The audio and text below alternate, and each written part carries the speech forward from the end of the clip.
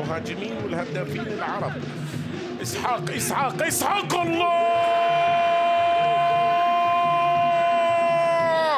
من مسارح البوندسليغا الكبرى بخبرته في أول لقطة له يسجل لفهود الغرافة الجزائري إسحاق بوالفضيل، ثاني هدافي الفهود يسجل لهم أولا في هذه اللحظات. الغرافة يتذكر بأنه الغرافة الفهود تتقدم في السيف الثاني بجاسم 1-0 للغرافة، لكن شوف الإعادة، شوف ياسين إبراهيمي، إسحاق في أول لمسة، إسحاق في أول كرة، إسحاق الذي أسقط فيدريكو فرنانديز أرضا وأرسل هذه الكرة الصعبة، أرسل هذه الكرة الصعبة.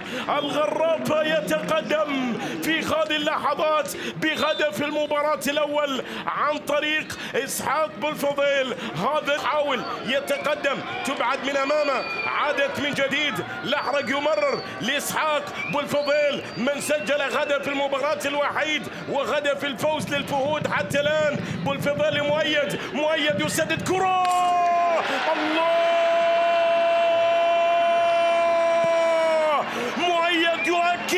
مؤيد حسن يؤكد على انتصار الفهود، على انتصار الغرافة.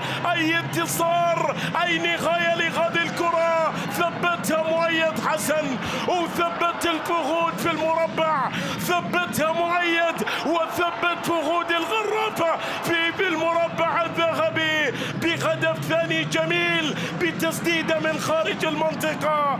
الثاني يسجل للغرافة في هذه اللحظات. شوف إسحاق سجل الأول وصنع الثاني، لكن